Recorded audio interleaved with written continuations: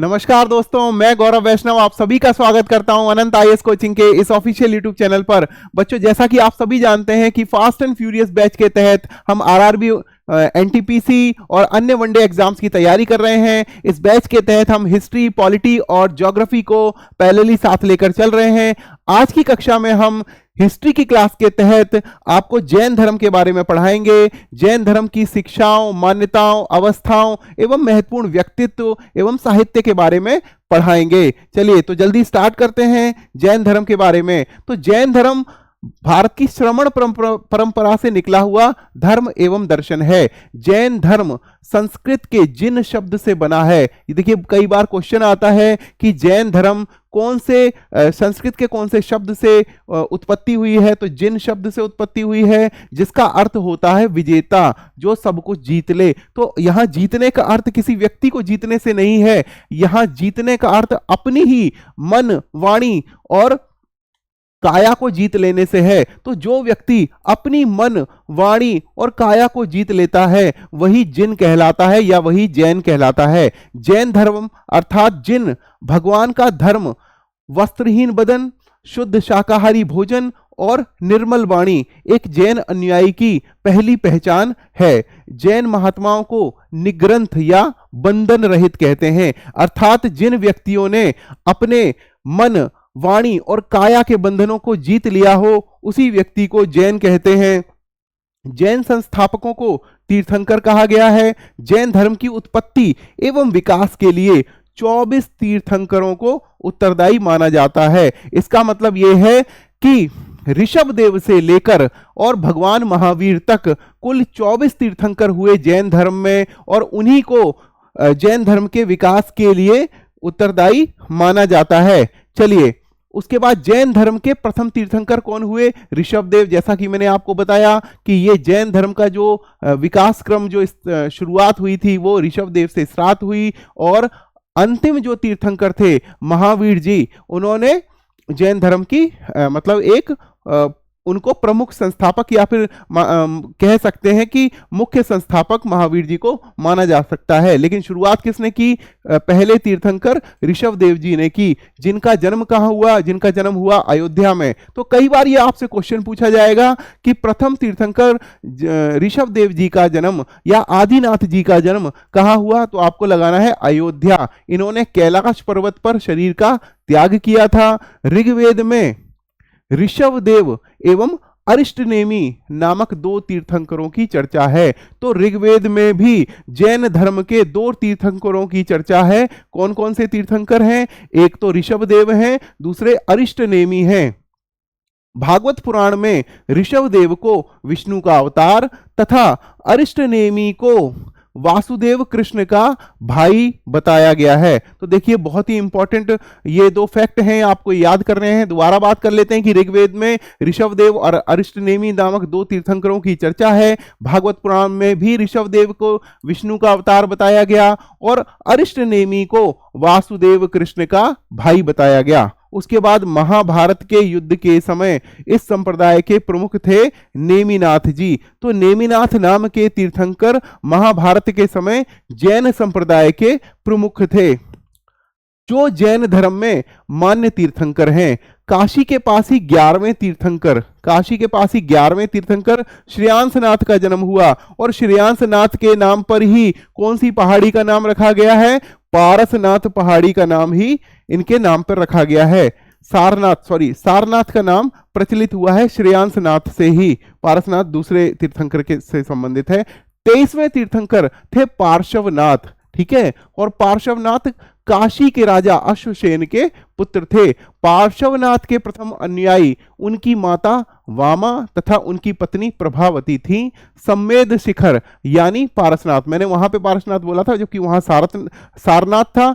पार्श्वनाथ जो 23वें तीर्थंकर थे उनसे रिलेटेड है सम्मेद शिखर, जिसको बोलते हैं पारसनाथ। पारसनाथ पहाड़ी को पार्श्वनाथ जी से संबंधित समझा गया है। उन्होंने अपने शरीर का त्याग किया। कहां पर?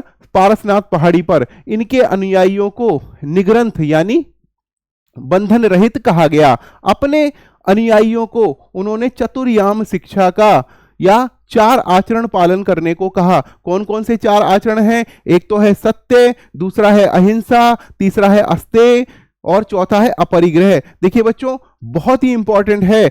जो ये 5 महा अणुव्रत की जो चर्चा करी जाती है, जैन धर्म में भी की जाती है। जब आप गांधी जी को पढ़ेंगे वो भी पंच महाव्रत की चर्चा करते हैं, जिसमें पहले 4 हैं सत्य, अहिंसा, अस्तेय और अपरिग्रह। बाद में महावीर जी ने इसमें एक 5वां भी व्रत जोड़ दिया जिसको बोलते हैं ब्रह्मचर्य। तो ये अभी जो चतुर्याम शिक्षा की बात करी जाएगी तो ये पार्श्वनाथ जी से संबंधित की जाएगी। इन्होंने यही 4 आचरण पालन करने का सिद्धांत दिया। सत्य, सत्य बोलना, अहिंसा, प्राणियों से हिंसा ना करना, अस्तेय, कभी चोरी ना करना, किसी का धन या किसी की संचित वस्तु को ना चुराना, अपरिग्रह मतलब संपत्ति ना रखना। मतलब अपरिग्रह कहता है कि त्याग की भावना होनी चाहिए, संपत्ति का संचयन के बारे में नहीं सोचना चाहिए। तो 24वें एवं अंतिम तीर्थंकर कौन थे? महावीर जी थे। देखिए, महावीर जी को ही वास्तविक संस्थापक माना जाता है जैन धर्म का। तो जब भी जैन धर्म की चर्चा होती तो सबसे पहले महावीर जी की चर्चा होती है, और जो कि 24वें एवं अंतिम तीर्थंकर थे। महावीर स्वामी जी के जीवन परिचय की बात कर लेते हैं। महावीर स्वामी जी, जिनका जन्म 540 ईसा पूर्व हुआ था। बच्चों, याद करने की ट्रिक ये है कि जब भी आप दोनों को पढ़ेंगे तो इनका 540 ईसा पूर्व याद कीजिए और इसी से 23 बढ़ाइए तो बुद्ध का जन्म 563 ईसा पूर्व हुआ था। ठीक है, तो इससे याद होने में आपको आसानी रहेगी। तो 540 ईसा पूर्व इनका हुआ, 563 ईसा पूर्व बुद्ध का हुआ। दोनों वो बौद्ध धर्म से संबंधित हैं, ये जैन धर्म से संबंधित हैं। कुंडग्राम वैशाली, और इनके पिता का नाम था सिद्धार्थ, जो कि ज्ञात्रक कुल के प्रधान थे। माता का नाम था त्रिशला, जो कि लिच्छवी गणराज्य के प्रधान चेटक की बहन थी। जब भी आप इतिहास को पढ़ेंगे तो लिच्छवी गणराज्य के चेटक की चर्चा कई बार होती है। ये महत्वपूर्ण राजाओं में से एक थे, महत्वपूर्ण गण प्रधान में से एक थे। इनकी पत्नी का नाम था यशोदा। देखिए, याद करने की बहुत अच्छी ट्रिक है। महात्मा बुद्ध की जो पत्नी थी उनका नाम यशोधरा था, और महावीर जी की पत्नी का नाम यशोदा था। देखिए, बहुत ही सिमिलैरिटी है, तो याद करने में आपको आसानी होगी। पुत्री का नाम प्रियदर्शना या फिर अनुजा था। दामाद का नाम था जमाली, और मृत्यु हुई 468 ईसा पूर्व। 468 ईसा पूर्व कहां हुई? यहां भी याद आप कर सकते हैं। 563 ईसा पूर्व बुद्ध की का जन्म हुआ था। यहां 540 ईसा पूर्व जन्म हुआ। यहां पर 468 ईसा पूर्व पावापुरी में इनका मृत्यु हुई थी। वहां पर भी आपको याद रखना होगा, वहां कुशीनगर में हुई थी। और पावापुरी भी मल्लों की राजधानी थी, और उधर कुशीनगर भी मल्लों की राजधानी थी। तो जब भी आप महावीर जी के बारे में चर्चा करेंगे, महावीर जी के बारे में पढ़ेंगे, साथ में आप गौतम बुद्ध के बारे में भी चर्चा कर सकते हैं, याद कर सकते हैं। दोनों के बीच में आप कंपैरिजन करेंगे तो आपको याद करने में आसानी हो जाएगी। अगर आपसे भविष्य में कोई ऐसा क्वेश्चन बनता है कि महात्मा बुद्ध और वर्धमान महावीर जी दोनों का ही जो परिनिर्वाण था, या जो दोनों का ही जो मृत्यु थी, वो दोनों ही एक ही जनपद में हुई थी, महाजनपद में हुई थी, और उस महाजनपद का नाम क्या था? तो दोनों ही मल्लों की राजधानी थी। ये पावापुरी मल्ल की राजधानी थी, और वो कुशीनारा भी मल्ल की राजधानी थी। तो मल्ल महाजनपद में ही दोनों का ही परिनिर्वाण हुआ था।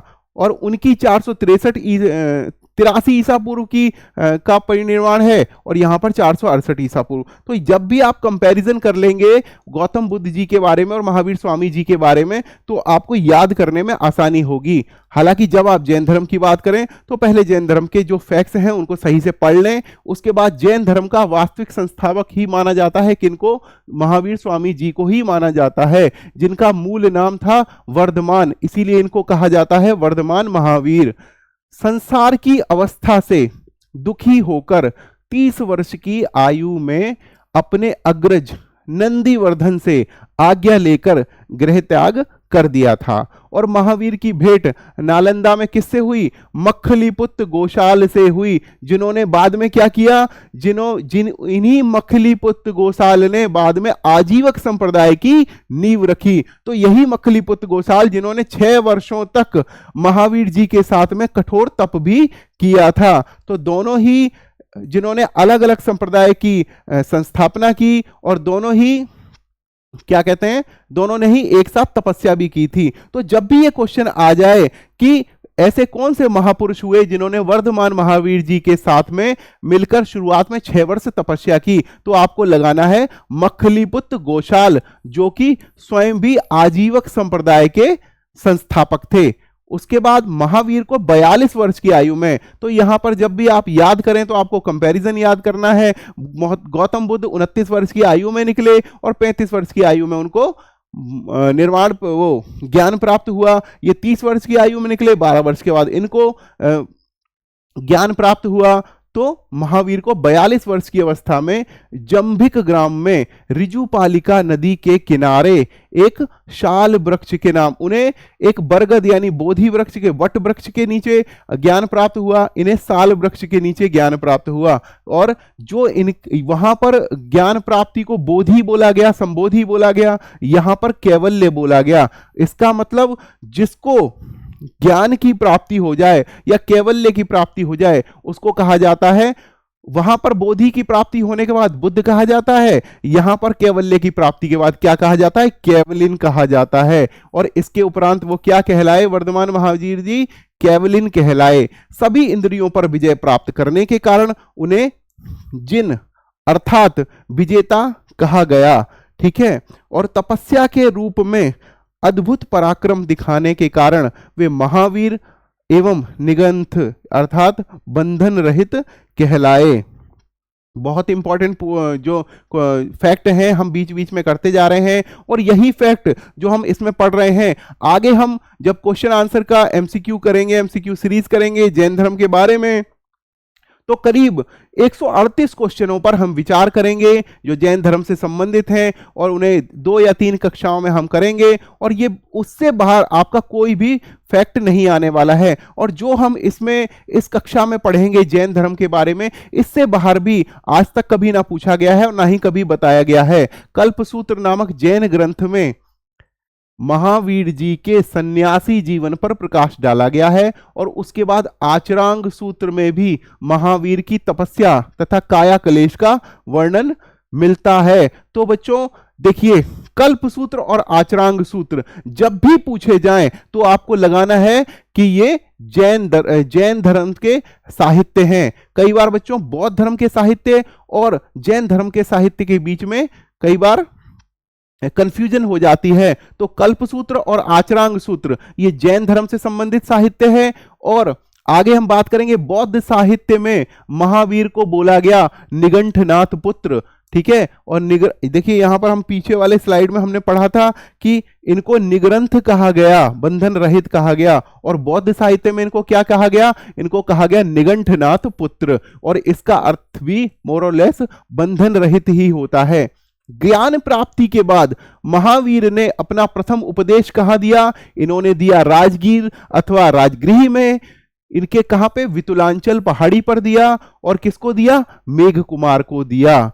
जब आप बात करेंगे बौद्ध साहित्य की और बौद्ध धर्म के प्रथम उपदेश की चर्चा करेंगे, बुद्ध के प्रथम उपदेश की चर्चा करेंगे, तो उसको बोला जाएगा गया धम्म चक्र प्रवर्तन। और कहां दिया गया? वो सारनाथ में दिया गया। और इन्होंने अपना सबसे पहला प्रथम उपदेश कहां दिया? इन्होंने राजगीर में या राजगृह में दिया। और कौन सी पहाड़ी पर दिया? वितुलांचल पहाड़ी पर दिया। मैंने वो फैक्ट जो कि इंपॉर्टेंट है उनको अलग कलर से हाईलाइट किया है ताकि आपको ये याद करने में आसानी हो, इनको आइडेंटिफाई करने में आसानी हो। और इससे रिलेटेड जो भी पीडीएफ है इस कक्षा के अपडेट होते ही हम टेलीग्राम ग्रुप में भेज देंगे, आप वहां से ले सकते हैं।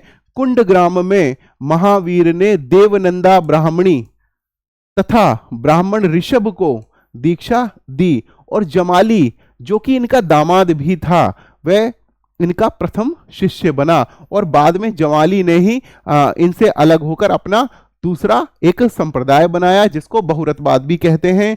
चंपा नरेश दधिवाहन की पुत्री कौन? चंदना। चंपा नरेश दधिवाहन की पुत्री चंदना भी इनकी प्रथम भिक्षुणी हुई। तो आज भी आप जानते हैं जैन धर्म में चंदना नाम बच्चियों का रखा जाता है, और जो इस बात का प्रतीक है कि जो चंदना शब्द है, जो चंपा नरेश दधिवाहन की पुत्री थी, जो प्रथम भिक्षुणी हुई, इनको बहुत ही इनका नाम आदर से लिया जाता है। इसीलिए जैन धर्म में आज भी बच्चियों का नाम चंदना रखा जाता है। समकालीन महत्वपूर्ण शासकों में चेटक, दधिवाहन, बिंबिसार, अजातशत्रु, उदयन और चंडप्रद्योत की आस्था जैन धर्म में थी। तो बच्चों इसको याद करने के लिए आपको लिख लेना है उबिद अचेच। ये मैंने एक ट्रिक बनाई थी इसलिए ताकि बच्चे आराम से याद कर लें। आप चाहें तो दूसरी ट्रिक भी बना सकते हैं। मैंने उबिद अचेच बनाई थी, इससे आपको याद करने में आसानी रहेगी। ऊ से उदयन हो गया, बी से बिंबिसार हो गया, दा से दधिवाहन हो गया, आ से अजातशत्रु हो गया, चे से चेटक हो गया और चा से चंडप्रद्योत हो गया। इस प्रकार से आपको याद करने में आसानी रहेगी। तो जब भी राजाओं के बारे में पूछा जाए कि जैन धर्म से संबंधित प्रमुख शासक कौन से हैं, तो आपको ये ट्रिक याद कर लेनी है, उबिद अचेच, और आपको याद कर लेना है कि उदयन हो गया, बिंबिसार हो गया, चेटक हो गया, चंडप्रद्योत हो गया और दधिवाहन हो गया, और क्यों हो गया? अजातशत्रु हो गया। तो ये आपको याद करने में इससे आसानी हो जाएगी। उसके बाद जैन धर्म की मौलिक शिक्षाएं क्या हैं, इसके बारे में चर्चा करेंगे। देखिए, महावीर ने अपने उपदेश कौन सी भाषा में दिए? प्राकृत भाषा में दिए। जब बौद्ध धर्म की बात करते हैं तो उन्होंने पाली भाषा में दिए, और जब हम बात करते हैं जैन धर्म की तो इन्होंने प्राकृत भाषा में दिए उपदेश। देखिए बच्चों, जब भी कोई भी महापुरुष अपने उपदेश देता है तो वो चाहता है कि वो उसी भाषा में उपदेश दे जो जन सामान्य की भाषा है। तो उस समय जन सामान्य की भाषा कौन सी थी? उस समय जन सामान्य की भाषा थी प्राकृत भाषा। तो इससे क्या होता है कि जो भी उपदेश होता है वो और ज्यादा ग्राह्य बन जाता है, और ज्यादा वो समझ में आने वाला बनता है, क्योंकि जो जनता होती है, जो जन सामान्य होती है, वो क्या करते हैं, वो संस्कृत तो सब लोग जानते नहीं हैं। वो जानते कौन सी भाषा है? वो ऐसी भाषा जानते हैं जो कि लोक प्रचलित भाषा होती है, और लोक प्रचलित भाषा को ही प्राकृत भाषा कहा गया है। देश के अलग अलग हिस्सों में प्राकृत के अलग अलग रूप प्रचलित थे। देखिए बच्चों, जो प्राकृत रूप से, जो प्राकृतिक रूप से जो भाषा लोग बोलते हैं उसी को प्राकृत भाषा बोलते हैं। और तो इससे निश्चित रूप से कहा जाता है कि जैसे हमारे देश के बारे में विविधतापूर्ण जो हमारी संस्कृति है उसके बारे में कहा जाता है कि चार कोस पर बदले वाणी और कोस कोस पर बदले पानी, इस प्रकार से बोला जाता है। तो जिसके आधार पर उनके अलग अलग नाम थे, क्योंकि देखिए अलग अलग भाषाओं में उनके अलग अलग नाम दिए जाते हैं। भाषा भले ही प्राकृत हो, लेकिन उसकी जो डायलेक्ट है, उसके बोलने का जो तरीका है, उसमें परिवर्तन होता था, इसीलिए इनके नाम भी अलग अलग थे। मगध में बोली जाने वाली प्राकृत मागधी कहलाती थी। जो मगध में भाषा बोली जाती थी प्राकृत, उसको कहते थे मागधी। और इसी भाषा से कौन सी भाषा का विकास हुआ? अपभ्रंश भाषा का विकास हुआ। जब भी आपसे पूछा जाए कि अपभ्रंश भाषा का विकास कौन सी भाषा से हुआ, तो आपको लगाना है भाषा, अपभ्रंश भाषा। और जैन धर्म में संसार को दुख मूलक माना है। देखिए, संसार दुखों से भरा है, इस कौन से धर्म में कहा गया? जैन धर्म में कहा गया। मनुष्य जरा, जरा यानी वृद्ध अवस्था, इसीलिए इसी शब्द से बोला जाता है अजर। अजर मतलब जिसको कभी वृद्धावस्था ना आए उसको बोला जाता है अजर। तो जरा का अर्थ होता है वृद्धावस्था से, मृत्यु से ग्रस्त है, यानी कि मनुष्य जरा और मृत्यु से ग्रस्त है। और तो एक फ्रेज बोला जाता है लोक भाषा में कि इंसान को जरा और मरा से कोई नहीं बचा सकता। तो वही जरा और मरा जो कि वृद्धावस्था और मृत्यु है, इससे व्यक्ति ग्रस्त है, और इसको सांसारिक जीवन की तृष्णाएं घेरे रहती हैं। जो सांसारिक जीवन की माया है वो इसको घेरे रहती है, यही दुख का मूल कारण है।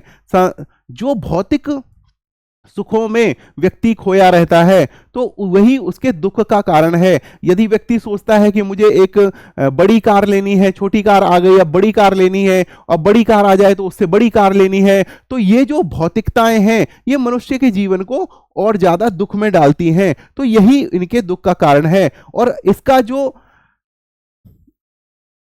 उपाय बताया गया है वो है कि संसार में त्याग अथवा संन्यास मार्ग ही व्यक्ति को सच्चे मार्ग पर ले जा सकता है। तो ये केवल जैन धर्म में नहीं, ये हिंदू धर्म में भी आप देख सकते हैं, बौद्ध धर्म में भी देख सकते हैं, और कई अन्य महत्वपूर्ण धर्मों में आप देख सकते हैं कि यदि व्यक्ति को संतुष्टि मिल जाए तो उसको त्याग की और अपरिग्रह की जो भावना है वो यदि उससे वो उसके मन में बैठ जाए तो उसको बहुत ज्यादा समस्याएं नहीं होती, क्योंकि भौतिकता से वो ऊपर उठ जाता है। तो जो यति होते हैं, ये जो साधु होते हैं या जो भिक्खु होते हैं, वो त्याग की भावना से मतलब ओतप्रोत रहते हैं। तो इसी वजह से उनके जीवन में संतुष्टि होती है और उनके जीवन में ज्ञान का मार्ग खुल जाता है। तो यही मोरलेस जैन धर्म में भी बताया गया है कि संसार में त्याग तथा संन्यास मार्ग ही व्यक्ति को सच्चे मार्ग पर ले जा सकता है। संसार के सभी प्राणी अपने अपने संचित कर्मों के अनुसार ही कर्मफल भोगते हैं। मतलब जो भी किसी व्यक्ति ने काम किया उसी के हिसाब से उनका प्रारब्ध बनता है, वही उनका कर्मफल बनता है, और कर्मफल से छुटकारा पाकर ही व्यक्ति निर्वाण की ओर अग्रसर होता है। इसके लिए क्या बताया गया? त्रिरत्न का मार्ग बताया गया। और त्रिरत्न का अनुशीलन जब कोई व्यक्ति कर लेता है तो वो इस जो माया है या जो तृष्णा है इससे मुक्ति पा सकता है। लेकिन और कौन कौन से त्रिरत्न बताए गए हैं? यही त्रिरत्न अथवा महाव्रत जैन धर्म के त्रिरत्न हैं। क्या होगा कि सम्यक दर्शन होना चाहिए, सम्यक ज्ञान होना चाहिए और सम्यक आचरण होना चाहिए। ठीक है, इससे आगे सम्यक लिख लेना, मैं यहां पे लिख देता हूं, सम्यक ज्ञान, सम्यक दर्शन और सम्यक आचरण। तो ये त्रिरत्न बताए गए हैं जैन धर्म के।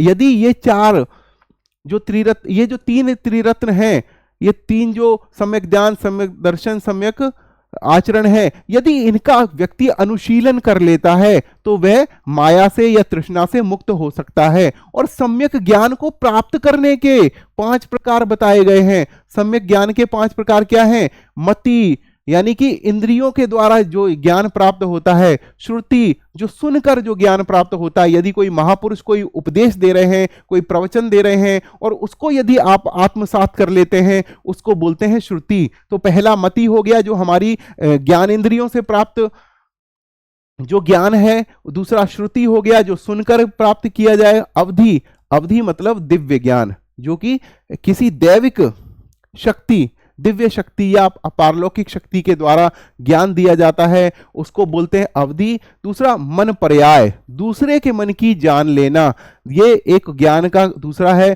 और 5वां है कैवल्य, कैवल्य ज्ञान। इसी ज्ञान को प्राप्त करने के बाद महावीर स्वामी कैवल्यन कहलाए। और कैवल्य ज्ञान ही जैन धर्म में सर्वोच्च ज्ञान माना जाता है। तो जो व्यक्ति सर्वोच्च ज्ञान को प्राप्त कर लेता है उसी को कैवल्यन कहा जाता है या कैवल्य सहित कहा जाता है। जैन तीर्थंकरों तथा उनके उपदेशों में दृढ़ आस्था तथा श्रद्धा रखना ही सम्यक दर्शन है। इसका मतलब कि जो पहला जो त्रिरत्न का है सम्यक दर्शन, वो क्या है कि जैन तीर्थंकरों तथा उनके उपदेशों में दृढ़ आस्था रख लेना ही है सम्यक दर्शन। और सम्यक आचरण पर सर्वाधिक बल दिया गया है तथा इस संबंध में 5 महाव्रतों के पालन का विधान है। क्या है? सत्य है, अहिंसा है, अस्तेय है, अपरिग्रह है और ब्रह्मचर्य है। और इस ब्रह्मचर्य को किसने जोड़ा? ये जोड़ा गया महावीर जी के द्वारा। इससे पहले जो श्रेयांसनाथ जी थे या पार्श्वनाथ जी थे, उन्होंने क्या कहा था कि 4 व्रतों का या चतुर्याम शिक्षा को पार्श्वनाथ ने भिक्षुओं के लिए जोड़ा था। 5वां महाव्रत किसके द्वारा जोड़ा गया? महावीर जी के द्वारा जोड़ा गया। तो ये इंपॉर्टेंट क्वेश्चन पूछा जा सकता है कि 5वां महाव्रत जैन धर्म में किसके द्वारा जोड़ा गया? तो महावीर जी के द्वारा जोड़ा गया। और चतुर्याम शिक्षा का उपदेश किसने दिया था? तो वो पार्श्वनाथ जी ने दिया था। कहां पर दिया था? पारसनाथ पहाड़ी पर दिया गया था। यहां पर अस्तेय का अर्थ है चोरी ना करना, अपरिग्रह का अर्थ है किसी प्रकार की संपत्ति को संचयन नहीं करना, एकत्रीकरण नहीं करना।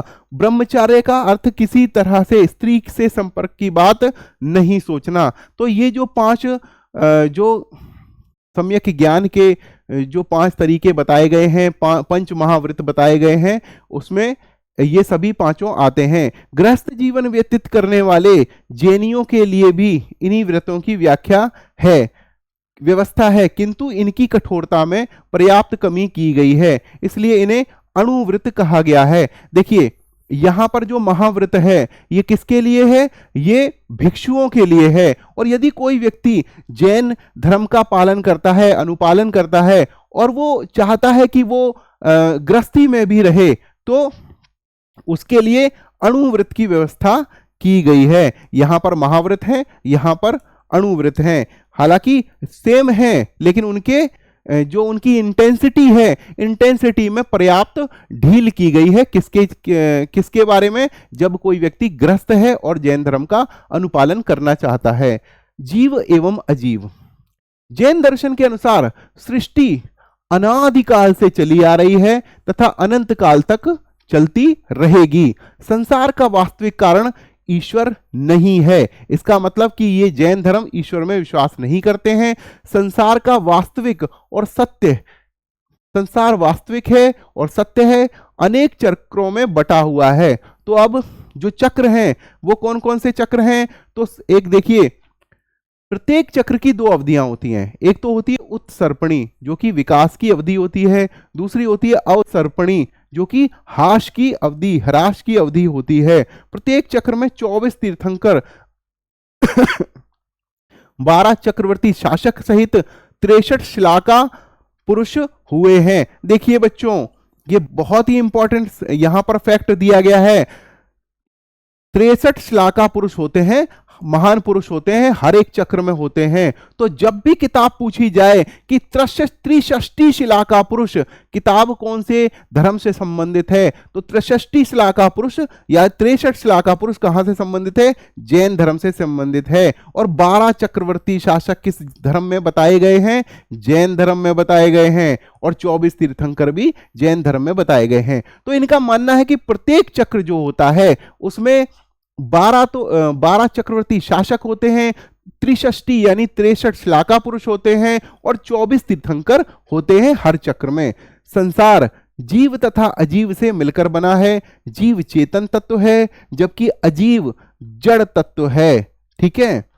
अजीव का विभाजन पुद्गल, काल, आकाश, धर्म तथा अधर्म में किया गया है। देखिए बच्चों, बहुत ही इंपॉर्टेंट बात है कि चैतन्य जो पाठ है उसको जीव कहा गया है, और जो अजीव है, अजीव को जो कहा गया है कि अजीव का 5 उसमें विभाजन किया गया है जिसमें पुद्गल है। अब पुद्गल के ऊपर चर्चा करेंगे। देखिए जब भी जैन धर्म की बात आती है और पुद्गल से संबंधित कोई सवाल पूछा जाता है, वो उसके बारे में चर्चा बहुत जरूरी है, क्योंकि पुद्गल से संबंधित सवाल पूछे ही जाते हैं। अब पुद्गल क्या है?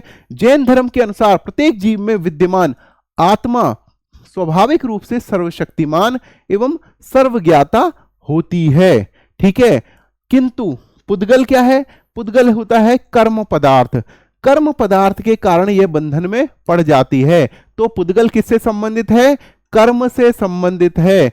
कर्म पदार्थ जब आप किसी व्यक्ति के ज्ञान से जुड़ जाता है तो उसको क्या कहते हैं? पदार्थ को पुद्गल, इसको इस अवस्था को पुद्गल से कहते हैं। पुद्गल से तात्पर्य उस तत्व से है जिसका संयोग तथा विभाजन किया जा सकता है, और इसका सबसे छोटा भाग अणु कहा जाता है। अणुओं में ही जीव निवास करते हैं। समस्त भौतिक पदार्थ अणुओं के ही संयोग से निर्मित होता है। इसका मतलब सीधा सीधा संबंध है कि पुद्गल जो शब्द है या पुद्गल जो कॉन्सेप्ट है ये किससे संबंधित है? ये भौतिकता से संबंधित है। और जब भी आध्यात्मिकता के साथ भौतिकता मिल जाती है तो पुद्गल का समावेश हो जाता है। किसमें? ज्ञान के साथ संयोग हो जाता है। और जो अणु है और पुद्गल है ये सभी भौतिकता से संबंधित हैं। तो जो भी संसार के जीव हैं वो क्या करते हैं?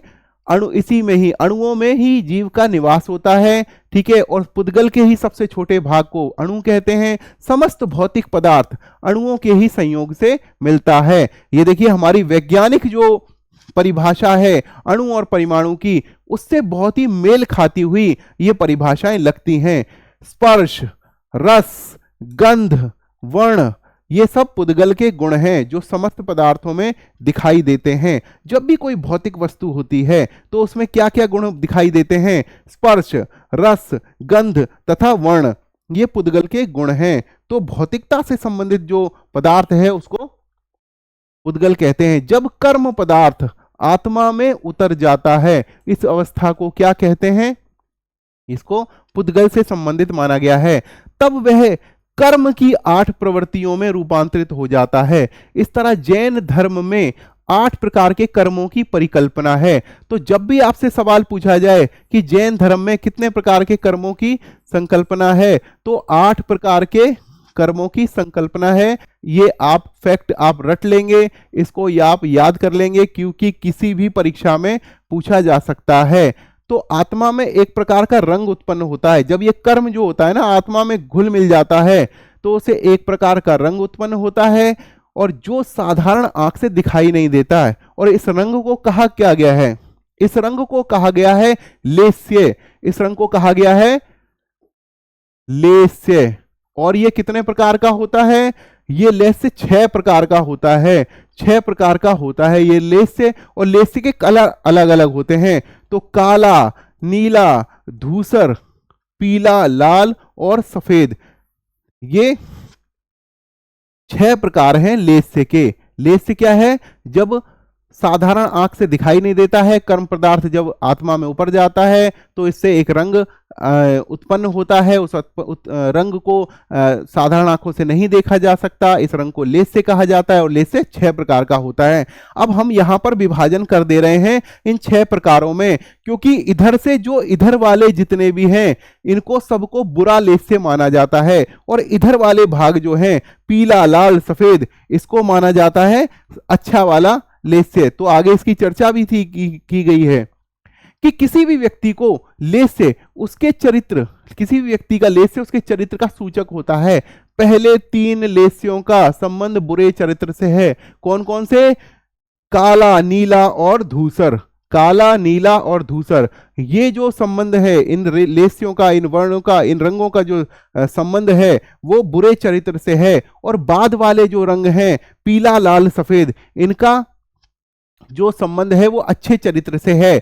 आत्मा की शुद्धि लंबे समय तक उपवास के द्वारा, अहिंसा के द्वारा और इंद्रिय के निग्रह के द्वारा संभव है। यदि किसी व्यक्ति के आत्मा के साथ कर्म पदार्थ या पुद्गल का समावेश हो जाता है और बुरे लेस्य का प्रभाव उत्पन्न होता है, तो इसकी शुद्धि करने का उपाय क्या बताया गया है जैन धर्म में? एक तो बताया गया है लंबे समय का उपवास, अहिंसा, किसी जीव के प्रति मतलब दया दिखाना, हिंसा ना करना, और इंद्रिय निग्रह, अपनी इंद्रियों पर कंट्रोल करना। तो बच्चों, मैंने जैसा कि आपको एक क्लास में बताया था कि एक जगह लिखा हुआ था कि यदि आप किसी इष्ट को नहीं मानते तब भी आप धार्मिक हो सकते हैं। कैसे धार्मिक हो सकते हैं? कि धृति, क्षमा, दमो, अस्त्यम, सोचम, इंद्रिय निग्रह, धीर, विद्या, सत्यम, क्रोधो, दशकम धर्म लक्षणम। अर्थात आप इन 10 जो गुण हैं इनको अपनाकर धार्मिक हो सकते हैं। तो उसी प्रकार से हर जो भी हम धर्म है, जो भी एक जनरल रिलीजन होता है,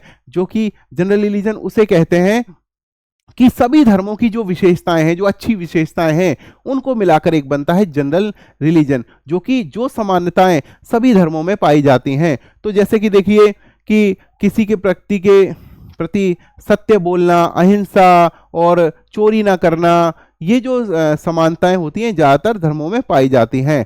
अब यहाँ पर हम जैन धर्म की बात कर रहे हैं, तो वहाँ पर हम बात करते हैं उपवास की, अहिंसा की और इंद्रिय निग्रह की। अज्ञानता के कारण कर्म जीव को आकर्षित होने लगता है, जिसे आश्रव कहते हैं। देखिए बच्चों, कर्म जीव की ओर यदि मतलब आकर्षित हो रहा है तो इसको बोलते हैं आश्रव। और ये क्वेश्चन पूछा जा सकता है, कर्म का जीव के साथ संयुक्त हो जाना क्या है? बंधन है। तो व्यक्ति को कर्म रहित रहना है। जैन धर्म की जो सिद्धांत है वो कहते हैं कि कर्म पदार्थ या भौतिकता का समावेश व्यक्ति के ज्ञान की या उसकी आत्मा के जो अवस्था है उसके साथ नहीं होना चाहिए। यदि वह आकर्षित होता है, तो यदि कर्म आकर्षित होता है तो ये आश्रव कहलाता है। और इसका व्यक्ति के साथ संयुक्त हो जाना क्या है? बंधन है। और बंधन से निपटने के, बंधन से मुक्ति पाने के ये उपाय बताई दिए गए हैं। आत्मा में कर्म के बहाव को रोकना संवर कहलाता है। यदि व्यक्ति अपने आत्मा में कर्म के प्रभाव को रोकना चाहता है तो वो क्या कहलाता है? संवर। संवर की सहायता ली जा सकती है। इस कलर को चेंज कर लेते हैं ताकि आपको आसानी हो। ठीक है, संवर कहलाती है पहले के किए गए बुरे कर्म को बाहर निकालने की प्रक्रिया को निर्जरा कहलाते हैं। तो आप सभी कमेंट करके मुझे बताएंगे कि कौन सी मूवी में एक जो पात्र है उसका नाम निर्जरा रखा गया था। आप सभी बच्चे बहुत जो भी मूवी देखते हैं तो उनको जरूर पता होगा कि कौन सी मूवी में एक पात्र का नाम निर्जरा रखा गया था। चलिए, और ये निर्जरा जो है ये क्या है कि कर्म पदार्थ को आत्मा से बाहर निकालने की प्रक्रिया को। अब पुद्गल से मुक्ति ज्ञान दर्शन आचरण। पुद्गल से मुक्ति किस प्रकार से मिलेगी? ज्ञान दर्शन आचरण। पुद्गल से मुक्ति पाने के लिए त्रिरत्न बताए गए हैं। कौन कौन से हैं? सम्यक ज्ञान, सम्यक चरित्र और सम्यक आचरण। चरित्र यहां पर आचरण से है, सम्यक ज्ञान सम्यक दर्शन बताया गया है। इन त्रिरत्न का यदि व्यक्ति अनुशीलन करता है, इनका अनुसरण करता है, इनको मानता है तो वो पुद्गल से मुक्ति पा सकता है, कर्म पदार्थ को विनिष्ट कर सकता है। और कर्म को विनिष्ट करने का सुनिश्चित मार्ग क्या है? तपश्चर्या, यानी कि तपस्या करना, लंबे समय तक उपवास करना, लंबे समय तक अहिंसा का पालन करना, लंबे समय तक इंद्रिय निग्रह करना, इसी को बोला गया है तपश्चर्या। जब जीव से कर्म का अवशेष बिल्कुल समाप्त हो जाता है तब वह मोक्ष की प्राप्ति कर लेता है। तो जैन धर्म के जो सिद्धांत हैं वो बताते हैं कि कर्म पदार्थ या भौतिकता का समावेश हो जाता है तो पुद्गल या लेश्य की एक अवस्था बनती है। यदि बुरा लेश्य किसी व्यक्ति के चरित्र में है तो उससे जो कर्म को उस कर्म के पदार्थ को, उस भौतिकता को विनिष्ट करने का जो मार्ग है वो तपश्चर्या है। और पुद्गल से मुक्ति पाने के लिए हम क्या कर सकते हैं? सम्यक ज्ञान, सम्यक दर्शन, सम्यक आचरण। जब जीव का कर्म अवशेष बिल्कुल समाप्त हो जाता है इसी अवस्था को मोक्ष कहते हैं। ऐसी स्थिति में आत्मा अनंत ज्ञान, अनंत दर्शन, अनंत वीर्य तथा अनंत आनंद की स्थिति में होती है, जिसे क्या बोला गया है? इसी को बोला गया है अनंत चतुष्टय। इसी अनंत चतुष्टय में आते हैं कौन कौन से? अनंत ज्ञान, अनंत दर्शन, अनंत वीर्य, अनंत आनंद। तो जब भी आपसे पूछा गया है कि अनंत चतुष्टय कौन से धर्म की सिद्धांतों से या शिक्षाओं से संबंधित है, तब आपको लगाना है उसका उत्तर जैन धर्म। अभी यूपीएससी में भी जैन धर्म से संबंधित एक सवाल पूछा गया था और जीवों से अहिंसा के प्रति, उनके प्रति दया भाव रखने से संबंधित प्रश्न पूछा गया था। पिछले साल 2024 में ही ये प्रश्न पूछा गया था और उसका जो उत्तर था वो जैन धर्म से ही संबंधित था। तो जैन धर्म की मान्यताएं, अब बात करते हैं जैन धर्म के सिद्धांतों को के बारे में। तो जैन धर्म का जो सिद्धांत है इसको अनेकांतवाद कहते हैं, स्यादवाद कहते हैं, सप्तभंगी नय कहते हैं और सप्रतिथ सिद्धांत अथवा नयवाद भी कहा जाता है। तो ये जो जैन धर्म के सिद्धांत हैं इसके अनेक नाम हैं, अनेकांतवाद, स्यादवाद, सप्तभंगी नय, सप्रतिथ सिद्धांत अथा और न्यायवाद के नाम से जाना जाता है। इस सिद्धांत के अनुसार किसी वस्तु के अनेक धर्म अर्थात पहलू होते हैं तथा व्यक्ति अपनी सीमित बुद्धि के द्वारा केवल कुछ ही धर्मों को जान सकता है। पूरी तरह से जानने के लिए उसको और आगे ज्ञान की आवश्यकता है। पूर्ण ज्ञान केवलिन के लिए ही संभव है। और केवलिन कौन थे? वर्धमान महावीर केवलिन थे, उनको पूर्ण ज्ञान था। ज्ञान की सर्वोच्च जो अवस्था है कैवल्य, कैवल्य की प्राप्ति किसको हुई थी? महावीर जी को हुई थी। यह सिद्धांत विचारों की सापेक्षिकता को स्वीकार करता है। जैन धर्म 7 शील व्रत, 5 समिति, 5 सतर्कता और 3 गुप्ती यानी 3 संयम और 10 लक्षण धर्म और 22 परिशा की कल्पना करता है। तो ये बहुत ही इंपॉर्टेंट फैक्ट है। इनसे क्वेश्चन बनते हैं कि कितने प्रकार की शील व्रत होते हैं, तो 7 प्रकार के शील व्रत होते हैं। कितने प्रकार की समिति या सतर्कता होती है, तो 5 प्रकार की समिति या सतर्कता होती है। 3 प्रकार की गुप्ती या संयम होता है और 10 लक्षण धर्म और 22 परिशा की कल्पना करता है। जैन धर्म में सिर्फ संघ के सदस्यों के लिए ही कैवल्य का विधान है। जो व्यक्ति जैन संघ में शामिल होता है केवल उसके लिए ही कैवल्य का विधान है, सामान्य ग्रस्तों के लिए नहीं होता है। यदि जो व्यक्ति जैन संघ में शामिल होता है एक भिक्षु के तौर पर, उसके लिए ही कैवल्य ज्ञान की प्राप्ति संभव है, किसी ग्रस्त के लिए संभव नहीं है। तो जैन धर्म के अनुसार सन्यासी या भिक्षु के जीवन में प्रवेश करने से पहले किसी व्यक्ति को गृहस्थ जीवन की 11 कोटियों से गुजरना पड़ता है। उससे पहले एक प्रकार के 11 टेस्ट से उसको गुजरना पड़ता है। जैन मत में मनुष्य की 3 श्रेणियां बताई गई हैं, जो कि क्या होती हैं? अवृत्ति, अनुवृत्ति और सर्ववृत्ति। सर्ववृत्ति जो होता है ये भिक्षुओं के लिए संभव है और ये सबसे ऊंची अवस्था है। और अनुवृत्ति वो होता है जो थोड़ा सा मतलब जिसके इन शिक्षाओं को मानने का जिसका लेवल थोड़ा सा डाइल्यूट लेवल का होता है, उसको अनुवृत्ति कहते हैं। और अवृत्ति वो होता है जो कि किसी भी ज्ञान को नहीं मानता है, किसी भी शिक्षा को नहीं मानता है। इस प्रकार से 3 प्रकार की कोटियां बताई गई हैं।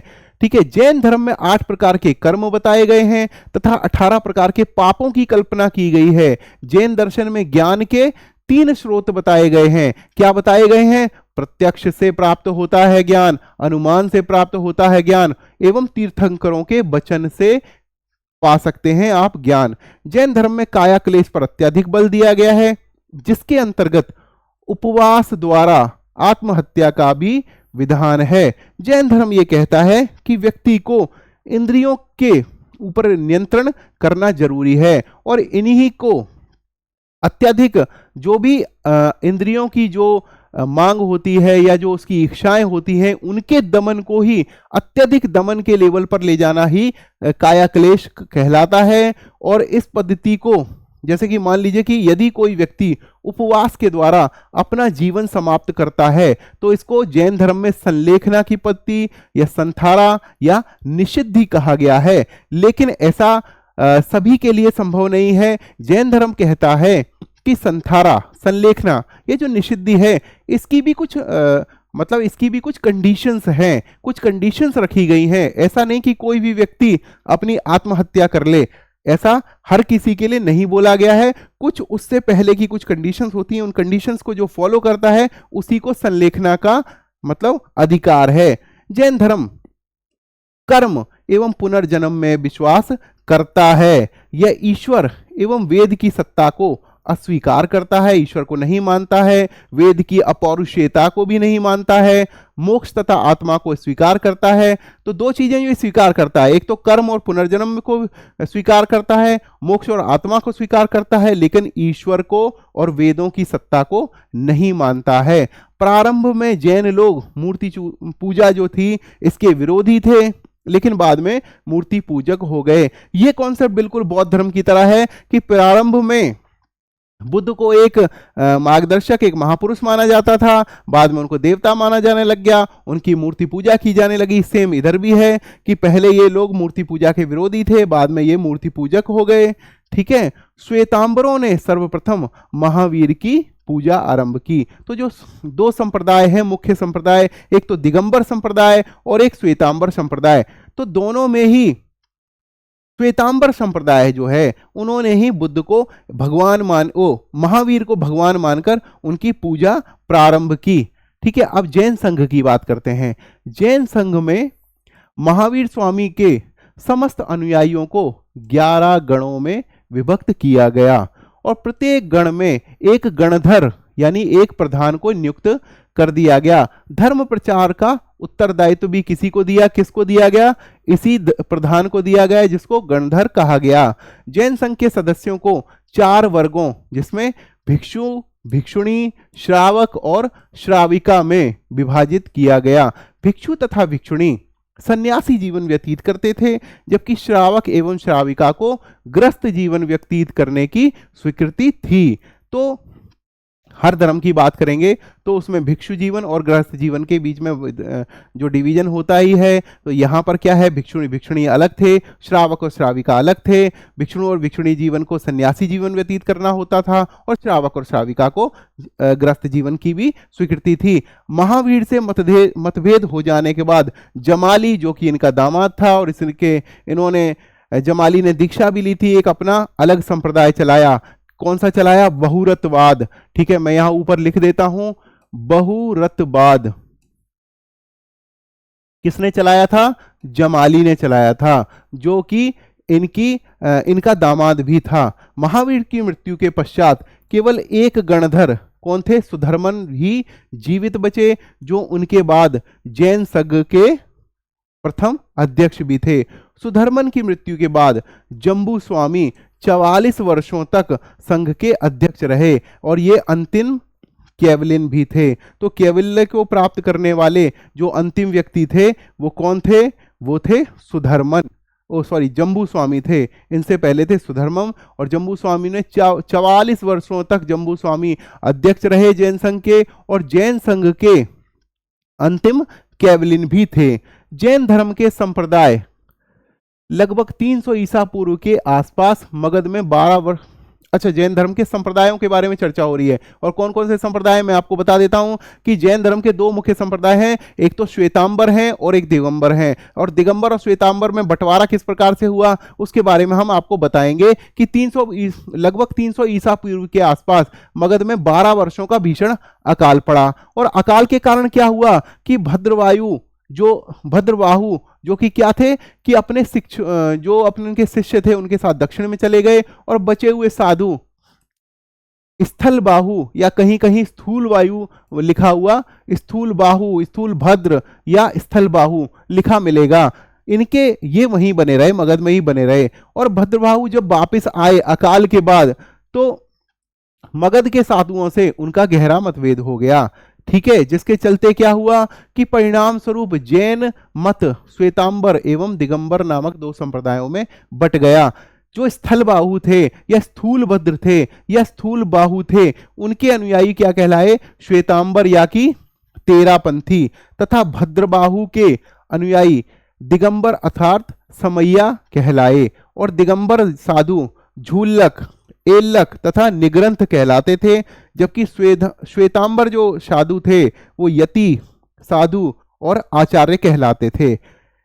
अब इनके और संप्रदायों में इनको बांटा गया, जैसे कि पुजेरा, मंदिर मार्गी, ढूंढिया, स्थानकवासी, 20 पंथी, 30 पंथी, गुमान पंथी, तोता पंथी, ये सभी जैन धर्म के ही संप्रदाय हैं, उप संप्रदाय हैं। ठीक है, और ये कौन कौन से उससे संबंधित है? दो तो मेन, देखिए जब भी आप जैन धर्म को बांटेंगे तो दो मुख्य संप्रदाय हो गए। कौन से हो गए? श्वेतांबर संप्रदाय और दिगंबर संप्रदाय, और उसके बाद उनके उप संप्रदाय भी, ठीक है, बांटे गए। तो वो उप संप्रदाय ही हम अभी चर्चा कर रहे थे। कौन कौन से?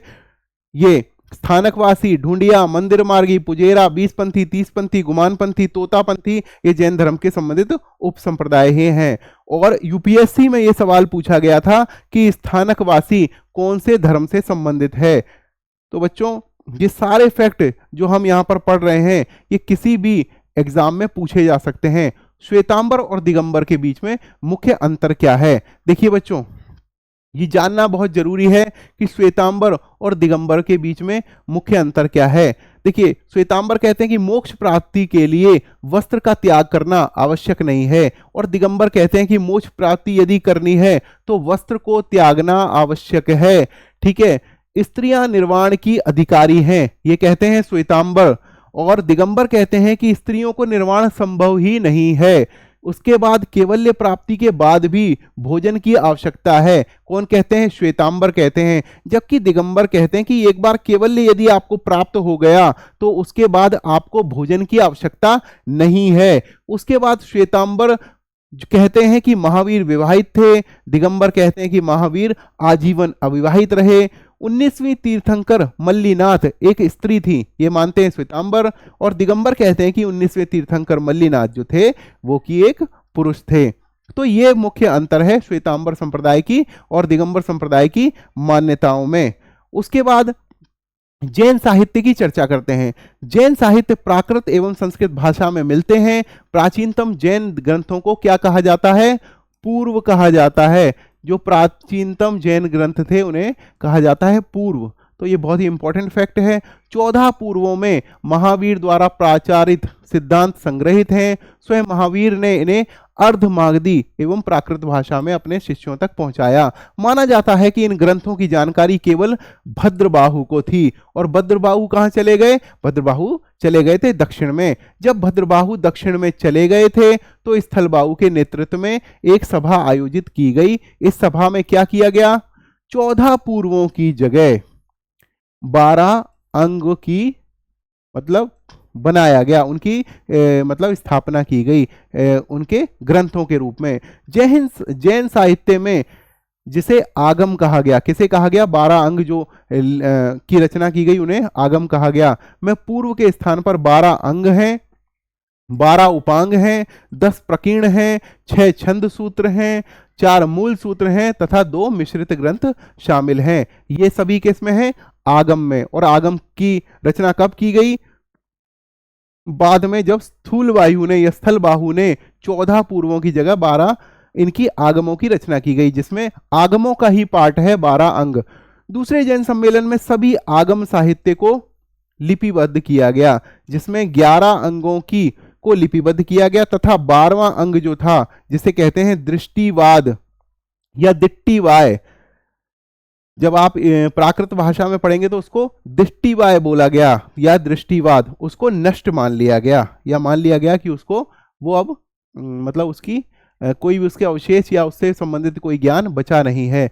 नांदी सूत्र और अनुयोग द्वार बहुत ही इंपॉर्टेंट फैक्ट है और बहुत ही इंपॉर्टेंट ग्रंथ हैं। ये दोनों जैनियों के स्वतंत्र ग्रंथ हैं जो एक प्रकार से विश्वकोश हैं। इनमें भिक्षुओं के लिए आचरणीय प्राय सभी बातें लिखी हुई हैं, साथ ही साथ कुछ लौकिक बातों का भी विवरण मिलता है। उपरोक्त सभी ग्रंथ सूत्र शैली में लिखे गए हैं तथा ये गद्य और पद्य मिश्रित शैली हैं, जिसको प्राय क्या कहा जाता है? चंपू शैली। जब गद्य और पद्य शैली मिश्रित हो उसको बोला जाता है चंपू शैली। तो चंपू शैली में लिखे गए हैं। अन्य ग्रंथों में इंपॉर्टेंट कौन से हैं? परिशिष्ट पर्वन है, आवश्यक चूर्णी सिद्धांत है, कालिका पुराण है, आदि पुराण है, उत्तर पुराण है, पुरुष चरित है। देखिए बच्चों, जहां तक बात है पुराण की, तो पुराण ब्राह्मण ग्रंथों में, हिंदू ग्रंथों में भी मिलते हैं और साथ साथ में जैन संप्रदाय से भी संबंधित होते हैं। तो यदि कोई सवाल कभी पूछा जाए और वहां पर किसी पुराण की चर्चा हो तो ऐसा बिल्कुल नहीं मानना है कि ये केवल हिंदू धर्म से या ब्राह्मण धर्म से ही संबंधित हो सकता है। उसको हमें मान लेना है कि वो जैन धर्म से भी संबंधित हो सकता है। और पुराणों को जैन धर्म में क्या कहा जाता है? ये कभी क्वेश्चन आ जाए तो आपको लिखना है चरित कहा जाता है। पुराणों को जैन धर्म में कहा जाता है चरित। ठीक है। उसके बाद जिष्टि श्लाका पुरुष भद्रबाहु लिखित कल्प सूत्र। तो जब भी चर्चा हो या क्वेश्चन आए कि कल्प सूत्र की रचना किसने की, तो भद्रबाहु इसका उत्तर होगा। हरिभद्र सूरी कृत अनेकांत विजय। ठीक है। उसके बाद धर्म बिंदु तथा सर्वनंदीकृत लोक विभंग प्रमुख जैन साहित्य हैं। संस्कृत भाषा में भद्रबाहु द्वारा लिखित कल्प सूत्र में, तो कल्प सूत्र की एक तो भाषा संस्कृत है, दूसरा लिखा भद्रबाहु के द्वारा है। और भद्रबाहु कहाँ चले गए थे? दक्षिण में चले गए थे। और इन्होंने कौन से संप्रदाय की रचना की? इन्होंने दिगंबर संप्रदाय की रचना की। तो इसी कल्प सूत्र में जीवन चरित लिखा जाता है किनका? तीर्थंकरों का। और कुबलय माला में हूण शासक तोड़माण तथा भद्रबाहु चरित्र से चंद्रगुप्त मौर्य के राज्यकाल की घटनाओं पर का प्रकाश डाला गया है या उसकी विवरण मिलता है। उसके बाद हम बात करेंगे कि जो 2 प्रमुख सम्मेलन हैं वो कौन कौन से थे। प्रमुख सम्मेलन एक तो 322 ईस्वी से लेकर 298 ईस्वी पूर्व तक हुआ। 322 ईस्वी पूर्व से लेकर 298 ईस्वी पूर्व तक पहला सम्मेलन हुआ। और कहाँ हुआ? पाटलिपुत्र में हुआ। और अध्यक्ष कौन थे? स्थूलभद्र थे। जब दक्षिण में चले गए जो भद्रबाहु थे वो अपने शिष्यों के साथ चले गए और उन्हीं को केवल 12 जो हमारे पूर्व थे उन पूर्वों की जानकारी थी। तो ऐसे में क्या हुआ, स्थूलभद्र ने एक सभा आयोजित की और उसमें 12 अंगों का संकलन किया गया। किसकी जगह? जो पूर्व थे, पूर्व ग्रंथ थे, प्राचीन जैन ग्रंथ थे, उनकी जगह अंगों का संकलन किया गया।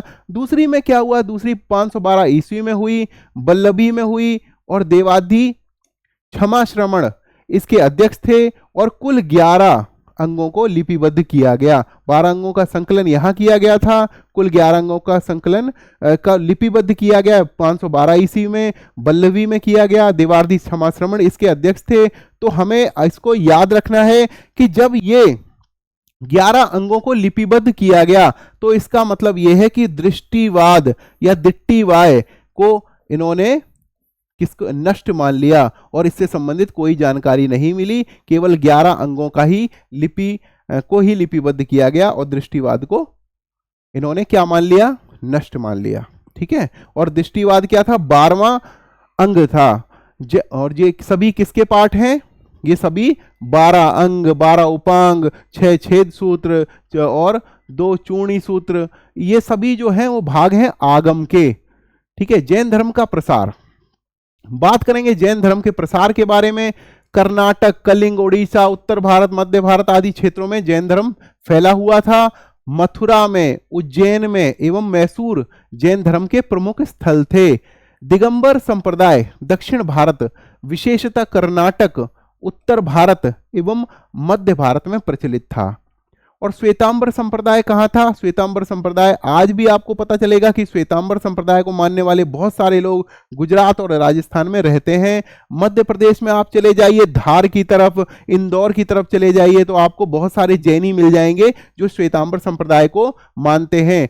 पंजाब तथा हरियाणा में भी इसका प्रसार था। जैन धर्म के प्रारंभिक समर्थक शासकों में अजातशत्रु, बिंबिसार, उदयन, चंद्रगुप्त मौर्य और संप्रति प्रमुख थे। ये प्रारंभिक समर्थक शासक थे। और दूसरा मैंने आपको एक ट्रिक बताई थी कि जब आपको बताना हो कि कौन से शासक जैन धर्म से संबंधित थे तो आपको लिख लेना है उबिद अचेच, और इसको आप कैसे कर लेंगे, उदयन कर लेंगे, बिंबिसार कर लेंगे, दधिभान कर लेंगे, अजातशत्रु कर लेंगे, चेटक कर लेंगे और चंद्रगुप्त मौर्य कर लेंगे। तो बड़ा आसान रहेगा आपके लिए याद करना कि कौन कौन से शासक मतलब आपका जैन धर्म को मानते थे। उसके बाद कलिंग नरेश खारवेल ने भी उदयगिरी की पहाड़ियों में भिक्षुओं का आवास बनाया था।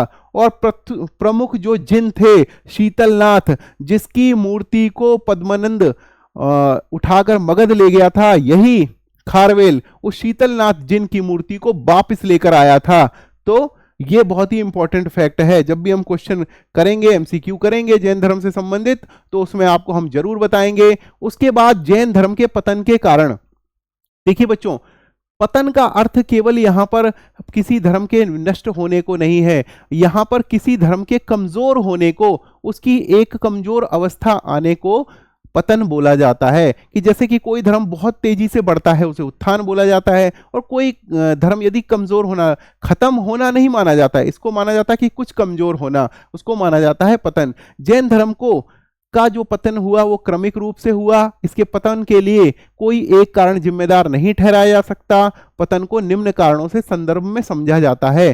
क्लिष्ट धर्म का आचरण किया जाना, अहिंसा पर अत्यधिक बल दिया जाना। तो ये लोग अहिंसा पर इतना बल देते थे कि ये कृषि कार्यों में भी संलग्न नहीं होते थे। कहते थे कृषि कार्यों में भी जो सूक्ष्म जीव हैं उनकी हत्या होती है, इसलिए कृषि को भी इन्होंने मतलब माना कि वो अहिंसा पर फोकस नहीं है, इसलिए कृषि पर इन्होंने जोर नहीं दिया। आत्मपीड़न को, कठोर व्रत को और तपस्या पर बल दिया। उचित राज्याश्रय का अभाव, उचित इन्हें राज्याश्रय नहीं मिला। जाति व्यवस्था के दर्शन को बनाए रखा, जाति व्यवस्था में इन्होंने विश्वास बनाए रखा, इस वजह से जैन धर्म बहुत कमजोर हुआ। ब्राह्मण धर्म से पूर्णतः पृथक नहीं हो पाए, और बौद्ध धर्म का प्रसार इतना बढ़ गया कि जैन धर्म मतलब वहां पर गौड़ हो गया। और उसके बाद ब्राह्मण धर्म ने भी अपना, या जो सनातन धर्म है उसने भी अपना पुनरुत्थान कर दिया। 9वीं सदी में जब शंकराचार्य को ये लगा कि कहीं ना कहीं ब्राह्मण धर्म या सनातन धर्म की जो परंपराएं हैं उसमें इतना ज्यादा कुरीतियां आ गई हैं कि ये कमजोर हो रहा है।